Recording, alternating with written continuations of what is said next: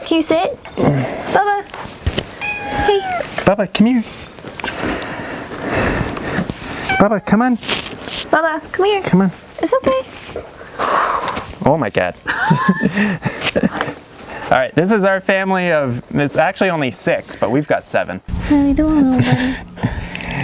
Good morning, guys. So we wanted to do a video talking about all of our Fur babies. So our unconventional family of 7 in a 200 square foot tiny house. Can it be done? Oh yes. Yes, it can. Dewey's excited. Dewey's so excited, he's licking my face already. So we've been living in our tiny house for 7 months now, since December 1st of 2016.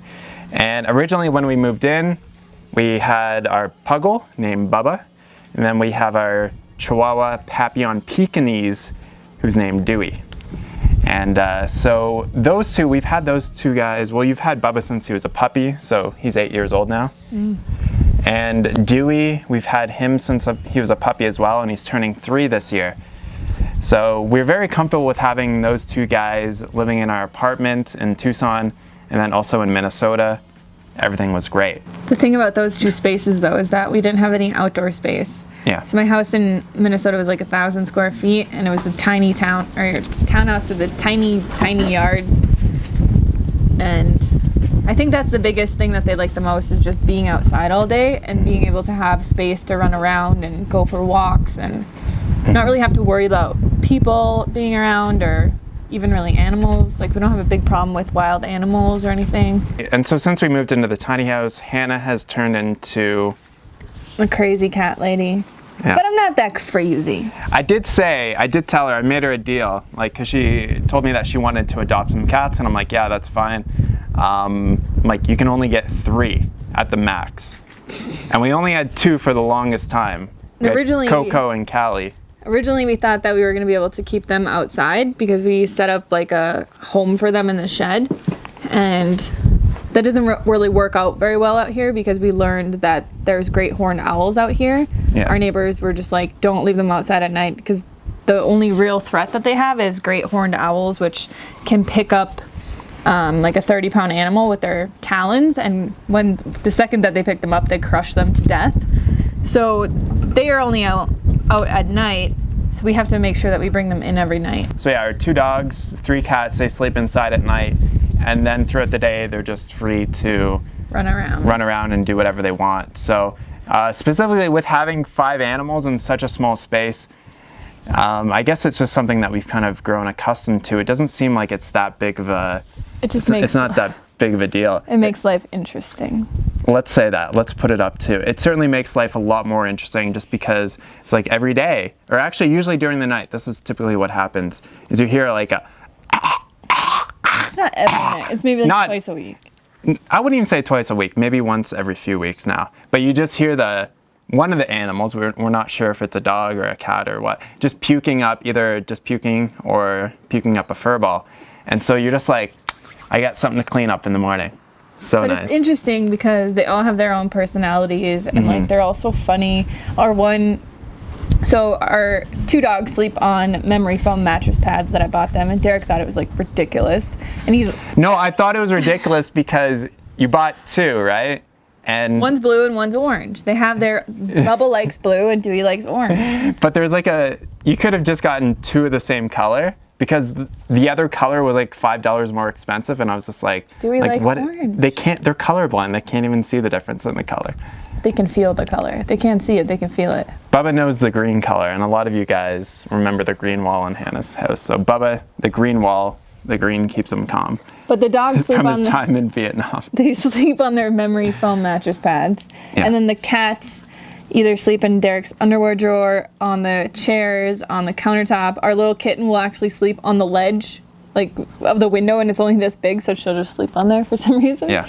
And then our cat, Coco, can actually jump up into the loft. So yeah, you saw that video that I posted on this channel of the cat getting up into the loft. She gets behind, like, with her back against the wall, and then she just uses the rungs and gets up there. I've actually seen her go from the bottom, and she, like, did this all the way up. It's interesting. It's amazing how that cat will find its way up into the loft there. But Callie can jump into the office loft. She's Yeah, done it before. She she's just done doesn't it. know how to get down. So our experience, I guess, like I wouldn't say that it doesn't really hurt our life in any kind of way having that many animals in the house. It's like just cleaning. There's a lot of fur. Hair. Like those yellow chairs that we have are just completely Covered in fur. in black fur. I bought the little sticky rollers, so I like defurminate them every other day. Yeah. It's just ridiculous. But in terms of like odors and smells, like there's not, I guess obviously we live in there, so we're not going to notice if it smells. It does smell, it did used to smell pretty bad, but then I got the diatomaceous earth and I started adding that to whatever, because usually smells just get bad because of moisture. So if you add something to it that soaks up a lot of the moisture, like the smell will completely go away. So we actually put that in our compost now.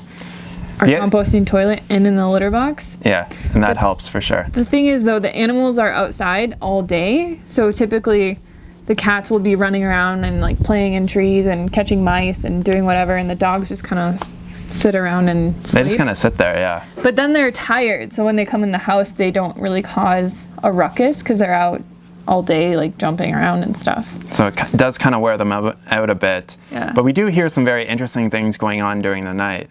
Yeah. And it has woken us up a few times, so that's something to definitely keep in mind. And if you are mixing dogs with cats, the interaction that Bubba and Dewey have had with the kitties has been Fine. fine. Like there's, They just you know, kinda they've look at them. probably had some, you know, territorial issues probably to begin with, but they've sorted that all out by now. Something specific that I do want to mention is that we do have the litter box in our bathroom, and Bubba loves cat poo, just loves it, is always trying to eat that stuff. So we have to make sure that we keep the bathroom door closed enough so that the cats can get through, but Bubba can't get through. Yeah. So that's one thing that we have to kind of keep an eye on, just because it's kind of gross knowing that your dog is eating cat poo and then he comes up to your face and tries to lick you. Yeah. Dewey doesn't, from what I've seen. Hannah has caught him eating cat poo, but he's not as obsessed as Bubba. He likes He's the just really like, dried stuff. that's just gross. With the cats, people always ask me, like, how do you get the cats to come back inside? Because a lot of people want their cats to be outdoor cats, but they're just afraid that they're going to run away. As long as you don't live in a place that has territorial or threatening animals or environment to them. So if you live next to like a really busy road, or even if you live in a city or something, like you probably wouldn't want to let your cats outside. But since we live on a 40-acre property with a road with zero traffic, and the only threat that they have is at nighttime, we can let them just run around. They can easily get away from a coyote or any like land animal threat. But to get your cats to come back inside, like all we do is we keep their food and their water inside. We do have a water dish out here, but as long as you keep their food inside, like they'll always come back. They're very smart. They're not just gonna run away and starve to death.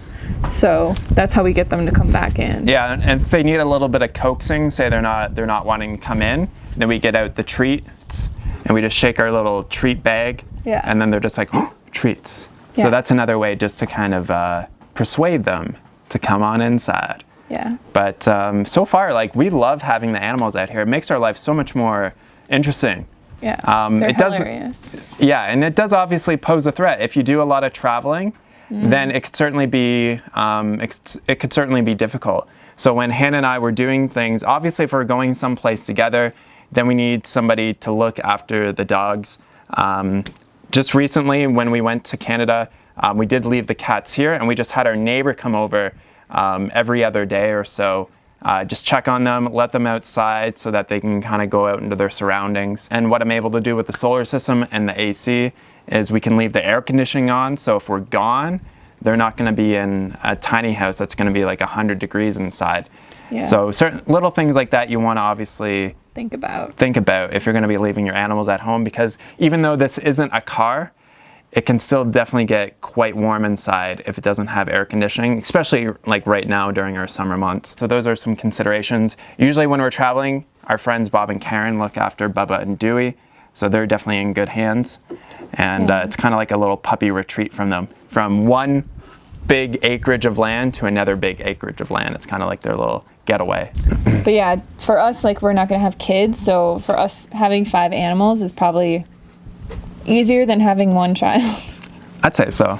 I mean, it would be very hard to have a child in our tiny house. We'd have to redesign the entire thing. Like, we couldn't have a baby in a loft, and there's no rooms. Privacy. There's no privacy. So when the kid got older, it would just be really awkward. Like, So I know a lot of people that gravitate towards tiny homes are typically maybe more younger couples that maybe don't have any responsibilities with children.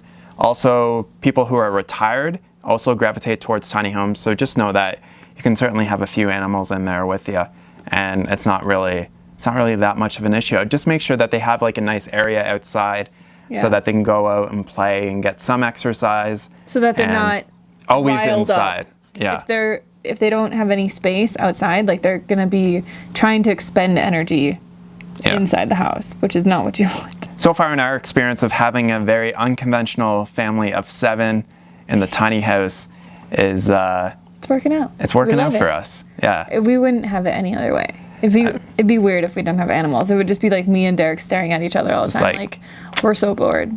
Yeah. They give us stuff to do. We have puke to clean up. We have, you know. But their personalities are awesome. All the animals have like their different personalities. Yeah. And so you have to kind of like cater to them. Cater to them. You have to treat each animal differently because they respond in different ways. Yeah. And it's always interesting. It's always fun. So we definitely love having them around, and specifically where we're at, they love being here just because they just have all this space to run around and enjoy their lives. And I mean, like, dogs and cats, they really don't need that much to be happy. Like, they obviously do love human affection, but they're much happier outside as well. Yeah, like the cats, like, they love it outside. You just give them anything and they'll play with it, like a piece of string, and they're just like, they're so excited. Yeah, they'll chase each other like through trees and across the property, and they'll just be like running around, and they definitely are happier outside than they are inside. And I feel like that it's just their natural, like, I feel like animals are naturally supposed to be outside, so they just love it outside. They'd rather be outside than inside. Absolutely. All right, guys. So if you have any questions or comments about our 5 fur babies, definitely leave them in the box below. And we'll catch you on the next video. Talk to you soon. Peace.